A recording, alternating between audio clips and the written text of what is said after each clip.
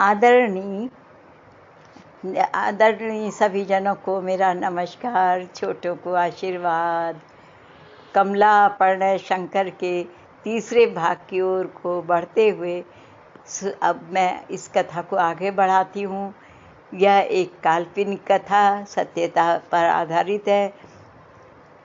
सुनने पर आप इसे सब्सक्राइब करिए, लाइक करिए, कमेंट ज़रूर करिए, बेल दबा दीजिए। बहुत मेहनत करते हैं हम भी ये यूट्यूब में लाने के लिए आप लोगों को के लिए। आप लोग उत्तराखंड की ये जो मैं कहानी आपको सुना रही हूँ, ये बिल्कुल ये सत्य होता है कि जिस तरह से वहाँ पे लड़कियाँ पलती बढ़ती हैं, तो उन्हीं का ही मैंने एक प्रतिरूप आप लोगों को बता रही हूँ। अब आगे को सुनिएगा ये तीसरे एपिसोड में कि वो दुर्गिदा अब वो जो कि अपनी तारीफ में लगे रहते हैं, और वो तो घर घर की परंपरा है कि भाभी देवरों में थोड़ी मजाक, थोड़ी हंसी तो चलती रहती है। अब आगे को सुनिए। अब कमली भी 16 वर्ष की होने लगी। माँ उसको घर के काम हम जो सिखाती रहती थी। वैसे कमली थी तो बहुत अच्छी, परंतु अब उसमें बदलाव आने लग गया था कि वो जहाँ पहले माँ की बातें ध्यान से सुनती थी, अब उसे माँ का जरा टोकना अच्छा नहीं लगता है। ये हर घरों की लड़कियों की एक पहचान है। आप अपने घर में भी देखिए कि जिस तरह से मैं कहानी आपको बता रही हूँ, यही घटनाएं आपके घर में भी घटित होती हैं। अब उसे माँ का टोकना अच्छा नहीं लगता है। माँ कभी उसे बहुत अधिक हंसने पर टोकती, तो कभी जोर जोर से बोलने पर समझाती कि बेटा अब तुम बड़ी हो रही हो, अब तुम्हें हर पग को फूक फूक के चलना होगा, अपनी मर्यादा में रहना, अपने संस्कारों को उनको समझना। एक दिन कमली ने ईजा से कहा कि उसे अपनी सहेली शांति से मिलने जाना है। शांति कमली की बचपन की सहेली थी। ईजा ने कहा, कमली समय पर वापस आ जाना। अच्छा, ईजा कहकर वह कमली शांति के घर की ओर चल दी। शांति का घर थोड़ी दूर पर था, इसलिए कमली को वहाँ पहुँचने में केवल 5 मिनट ही लगे होंगे। कमली को देखते ही शांति ने खुश होकर कहा, कमली तुम कैसी हो? आज बहुत दिनों बाद दिखाई दे रही हो। हाँ शांति, 2 महीने पहले मैं परीक्षा देने अल्मोड़े गई थी। उसके बाद तो समय ही नहीं मिला, क्योंकि मैं अब ईजा के काम में भी थोड़ा थोड़ा हाथ बटाती रहती हूँ, और उन घर की सफाई में उसमें भी मुझे देखना होता है।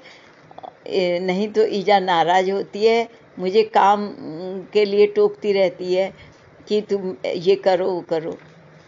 और दूसरा आमा है ना, अब उनका भी बुढ़ापा है, तो उनकी ओर भी ध्यान रखना बहुत ज़रूरी है। तो उनका ध्यान मुझे बहुत रहता है, तो मैं इसलिए उनका भी बहुत ध्यान रखती हूँ। उन्हें क्या चाहिए, कैसा है, उनके कपड़े धोने होते हैं, बहुत काम होते हैं जो ईजा अकेले नहीं कर पाती है। इसलिए आज मैं जल्दी जल्दी अपना घर का थोड़ा काम निपटा के तेरे पास चली आ रही हूँ। दोनों सहेलियाँ बातों में ऐसी मगन हो गई कि समय का पता नहीं लग पाया। उधर भागा को फिक्र होने लगी कि कमली अभी तक घर क्यों नहीं पहुँची। जब सांझ होने को आई तो भागा कमली को बुलाने के लिए शांति के घर पहुँच गई। कमली ने जब ईजा को आते देखा तो शांति से बोली, अरे बातों ही बातों में समय का कब बीत गया पता ही नहीं चला और हंसने लग गई खिलखिला के। देख मेरी ईजा मुझे लेने के लिए आ गई है। थोड़ा समय ज़्यादा हो गया तो चिंतित हो गई है, अब घर जाके मुझे डांटेगी, देखना। इसी तरह से वो अपनी शांति से बात करने लगी। शांति ने कहा, कमली, सभी की ईजा ऐसी ही होती है। मेरी ईजा तो जोर से हंसने पर भी मुझे फटकारती हैं। तभी भागा ने शांति व कमली के पास आकर कहा, बेटा तुम दोनों धीरे धीरे बातें किया करो। जोर जोर से चिल्लाकर बातें करने से लोग तुम्हारी हंसी उड़ाएंगे।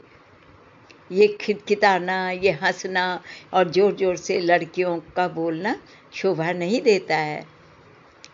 तो फिर कमली की ओर देखकर बोली, बेटा मैंने समय पर घर पहुंचने को कहा था ना तुमसे, पर तुम अभी तक यहीं बैठी हो। अब बेटियों को माँ की बात तो माननी चाहिए या नहीं। इस तरह से कमली उसको समझाने लगी। ईजा मैं घर वापस आ रही थी, परंतु शांति ने बताया कि सामने वाले गांव में हमारी सहेली गीता के भाई का जन्मदिन है, उसने भुलवाया है। हम दोनों मिलकर शांति की ईजा व बाबूजी के साथ वहां जाएंगे। इन्हीं बातों की चर्चा करते करते कब समय बीत गया पता ही नहीं चला। ईजा ने आश्चर्य से कहा, कमली, वो जो सामने गांव दिख रहा, दोनों माँ बेटी के जो सामने एक गांव दिखाई दे रहा था, तो कमली की माँ ने भागुनी ने उंगली से इशारा करते हुए कहा, ये जो सामने गांव दिखाई दे रहा है, पर वहाँ तो बहुत दूर है। पहाड़ी रास्ते अत्यंत टेढ़े मेढ़े हैं। कम से कम वहाँ से 5 मील दूर होगा यहाँ से, और उनका घर भी ऊंची पहाड़ी में है। तुझे आते जाते सांझ हो जाएगी। कमली ईजा की बात सुनकर बोली, शांति की ईजा मुझे घर छोड़ देंगी, परंतु चली बेटी, इतनी दूर तू नहीं जा सकेगी। ईजा ने उसे समझाना चाहा, परंतु कमली ने जाने की ही जिद रखी थी। दूसरे दिन जिद फिर करने चली गई। इस प्रकार कमली छोटी छोटी जिद लेकर माँ को परेशान करने लगी। उसे ईजा का हर बात का पर यानी टोकना समझाना पता नहीं अच्छा ही नहीं लगता था। कभी कभी वह ईजा के से प्रतिवाद भी कर बैठती। आज तो हद हो गई, माँ बेटी एक दूसरे के खिलाफ हो गए। भागा कमली की जिद के आगे भी अपने फैसले पर अटल रही। रोने के सिवा क्या करती भागा। अपने मुंह से जितने अब शब्द बोल सकती थी उसने बोले। कमली के लिए बोलती रही। कमली के सामने कमज़ोर पड़ने लग गई वो माँ। अब आपको अपनी लड़की पर भी थोड़ा उसकी बीती हुई बातों में याद आ रही होगी। हर एक को, आप अपनी बेटी को भी देखिए कि ये समय आप पर भी बीता होगा उसकी लड़की की जिद के आगे। इधर कमली चुपचाप रोती हुई अपने कमरे में तो चली गई। भागा गाय बच्चियों को चारा डालने निकल गई और मन तो उसका बहुत खराब चल रहा था। अपनी जो नाम गाय का गंगा नाम रखा था, तो गंगा के पास शिकायत करने लग गई। क्या करूं गंगा, तू देख इस कमली को, मैंने क्या नहीं किया इसके लिए, दिन पर दिन बिगड़ रही है, क्या करूं मैं। अब कहते कहते वो कमली यहीं भागा अपनी गंगा के पास रोने लगी। घर में एकदम सन्नाटा, सुनसानी। आमा को समझ में नहीं आया ये सब कहाँ चले गए। भागा कमली करके आवाज़ देती रही। भागा भागा भागा कमली कमली करके घंटों भर में पटवारी जी भी घर पहुंच गए। उन्हें भी समझ में नहीं आया कि क्या बात है, आज घर में क्यों सन्नाटा हो रहा है, कहाँ हैं सब लोग। और ये अपनी माँ से पूछने लगे, आमा से, ईजा कहाँ है कमली और भागा को मैं घर में पूरा ढूंढते हुए ढूंढ आया हूँ। अब पटवारी जी गौशाला की तरफ चले गए। तो वहाँ जब भागू को खड़े देखा, भागू तू यहाँ क्या कर रही है, रोती क्यों है, क्या हुआ? भागा ने कमली की सारी हरकतें बताई। पटवारी जी ने भागा को समझाया और कमली के पास आए। कमली की रोती सूरत, सूजी हुई आंखें देखकर समझ गए पर अनजान से बने कमली से पूछने लगे, तुझे क्या हुआ? बाबू ईजा मेरे से भेदभाव रखती है, हर समय घर के हर काम में टोकती रहती है। उमीदा राजूदा से कुछ भी नहीं कहती है। वे दोनों आज़ादी से कहीं भी आते जाते हैं, केवल मैं ही उनकी दुश्मन हूँ बस। और न जाने बाबूजी से क्या क्या शिकायत अपनी ईजा की करती रही। पटवारी जी ने कमली को समझाया और आश्वासन दिया कि मैं भागा को समझाऊंगा। वैसे तेरी ईजा से मैं भी तो डरता हूँ ना, देख क्या करूँ। ऐसा कहकर मेरे लिए बढ़िया सी चाय बना कर ला। और कमली को किसी तरह से मना ही लिया। एक दिन कमली रेडियो में विविध भारती के कार्यक्रम सुन रही थी कि रसोई से भागा ने उसे आवाज़ लगाई।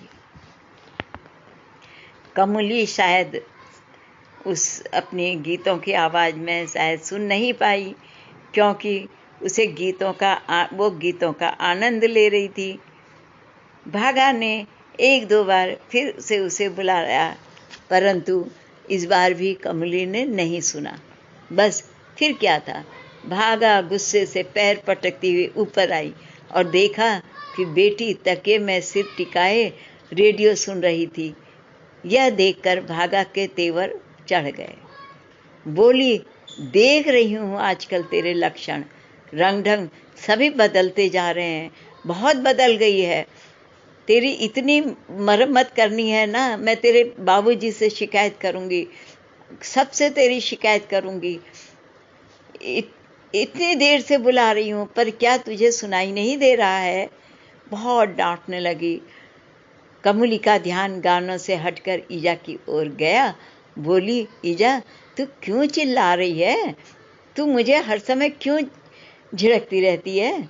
अरे मैं उतनी देर से बुला रही हूँ और तू गाने सुनने में लगी है। क्या ईजा के काम में हाथ बटाना तेरा कर्तव्य नहीं रह गया?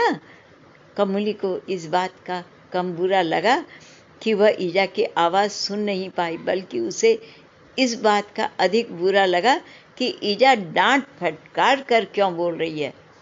उस दिन कमली ईजा से रूठ गई और खाना खाने में भी इनकार कर दिया। शाम को बाबूजी घर आए तो भागा ने उससे कहा, कमली दिन पर दिन बिगड़ती जा रही है, कुछ समझाने पर नहीं मानती। आज तो उसने गुस्से के कारण खाना भी नहीं खाया। पटवार जी कुछ समझ नहीं पाए कि क्या बात है। बोले, भागा क्या बात हुई? भागा बोली, दिन भर रेडियो सुन रही थी। मैंने रसोई में चावल बीनने के लिए कई बार उसे पुकारा, पर उसने तो जैसे कुछ सुना ही नहीं और उल्टे मुझ पर ही नाराज हुए बैठी है। पटवारी जी ने भागा को समझाया, अब लड़की बड़ी हो रही है, अब उसे हर समय बच्चों की तरह डांटना फटकारना ठीक नहीं है। भागू, प्यार से समझाया करो। उसके बाद पटवारी जी कमली के कमरे में आए, देखा कमली चादर नाराज होकर चादर से मुंह ढांककर लेटी हुई थी। उन्होंने अत्यंत दुलार के साथ कमली से कहा, बेटा ईजा से नाराज नहीं हुआ करते हैं बेटा, वह तो कुछ भी डांट फटकार किया करती है, तुम्हारे भले के लिए ही तो करती है ना। नहीं बाबूजी, वो यह बात नहीं है कि वो ईजा समझती है। मैं उसकी बात नहीं मानती, पर रेडियो की आवाज़ के कारण मैंने उसे आवाज़ सुनी ही नहीं, तो मैं कैसे आवाज़ सुनती। ईजा समझती है कि मैंने उसकी आवाज़ को अनसुनी कर दी है। मेरे कमरे में आते ही बिना कुछ मुझसे पूछे वो मुझे फटकारने लगी। ठीक है बेटा, मैं तुम्हारी ईजा को समझा दूंगा। आज से वह तुम्हें बिना सोचे समझे नहीं डांटेगी, नहीं फटकारेगी। अब चलो हंस दो और रसोई में जाकर खाना खा लो। शाबाश। कमली ने बाबूजी की बात मानकर थाली में रखा खाना खाना शुरू कर दिया। आमा सुबह उठकर स्नान घर की ओर जा रही थी कि आंगन में आम के पेड़ की डाल पर बैठे बैठे कौवे ने काँव काँव करना प्रारंभ कर दिया। आमा ने कहा, देख तो भागा, कौवा काँव काँव कर रहा है। आज ना कोई मेहमान अवश्य आएगा। आमा का अनुमान सत्य साबित हो गया। दोपहर 2 बजे दिल्ली वाले मामा और उनकी बेटी गांव घूमने के लिए आए हुए थे। भागा भैया को देखकर अत्यंत प्रसन्नता से भर उठी। भैया, इतने दिनों बाद मुझे देखकर बहुत अच्छा लग रहा है। विद्या बहू कैसी है, उसे लेकर क्यों नहीं आया? भागा ने उत्सुकता से पूछा। अरे दीदी, विद्या कैसे आती? नवीन के पेपर अभी तक चल रहे हैं। रमा की परीक्षा समाप्त हो गई है। उसे गांव देखने की इच्छा थी। यह कमूली से भी मिलना चाहती थी, इसलिए हम दोनों आ गए गांव घूमने। कमली रमा को देखकर फूली नहीं समाई। दोनों बहनें दिन भर इधर उधर फुदकती रहीं। कभी खेतों की ओर घूमने चली जाती, तो कभी आंगन के मेड़ पर बैठकर बातें करती रहती। कभी दाड़िम तोड़कर दोनों बहनें चाव से खाती, तो कभी भुट्टे तोड़कर घर में भुनने बैठ जाती। कमली आजकल बहुत खुश दिखाई दे रही थी। यह सब देखकर भागा भी आश्वस्त थी। गांव की हरियाली, हर माँ बाप तो खुश हो ही जाते हैं बच्चों की खुशी को देखकर। अब गांव की हरियाली एवं हरे भरे जंगल देख रमा का मन वहां से वापस जाने को नहीं हुआ। वह कमली से बोली, कमली, तू कितनी भाग्यशाली है जो इतनी अच्छी जगह पर रहती है। कितनी खुली हुई जगह है यहाँ। पानी, हवा, खाना सभी मिलावट रहित एवं यहाँ पर शुद्ध है। अगर तू कभी दिल्ली आएगी तो डिब्बे जैसे घर देखकर 2-4 दिन में ही ऊब जाएगी। चलते चलते रमा व कमली नदी के किनारे पहुँचे। वहाँ पर बहते हुए पानी को देखकर रमा खुशी से चिल्लाई, चल कमली, नदी के किनारे पड़े हुए पत्थर पर बैठकर नदी में पाँव डालेंगे। कमली ने कहा, नहीं रमा, मेरी ईजा यहाँ पहुँच जाएगी। अगर हम समय पर घर नहीं पहुँचे, मेरी ईजा मुझे इधर उधर घूमने पर टोकती है। रमा ने कहा, कमली, ईजा ही नहीं, तेरी ईजा ही नहीं, मेरी ईजा भी मुझे इधर उधर घूमने पर टोकती है। हमारी ईजा ही नहीं, सभी की ईजा ऐसी ही होती है, कहकर दोनों जोर जोर से हंसने लगी। 15 दिन कैसे गुजर गए पता ही नहीं चला। आज रमा को वापस दिल्ली जाना है, यह सोचकर कमली बहुत उदास हो गई। आमा भी दुखी दिखाई दे रही थी। क्यों ना दुखी होती, कमली के साथ साथ रमा ने भी तो आमा की खूब सेवा की थी। भागा ने अपने भाई के लिए कुछ पहाड़ी सामान बांध कर रखा दिया था और कहा, भैया, इस झोले में गहत, भट्ट, पहाड़ी दालें व अखरोट हैं। थोड़ा जम्बू छौंकने की वस्तु भी है, बिल्कुल असली है। बस 3 बजे बस जो है 3 बजे जाने वाली थी, तो जो 6:30 बजे तक हल्द्वानी पहुंच जाएगी। उसके बाद वे 9 बजे रेलगाड़ी में बैठेंगे और दूसरे दिन सुबह 8 बजे दिल्ली पहुंच जाएंगे। मामा व रमा के चले जाने से सारा परिवार उदास हो गया। कमली और भी उदास थी। जब तक पहाड़ी टेढ़े मेढ़े रास्तों में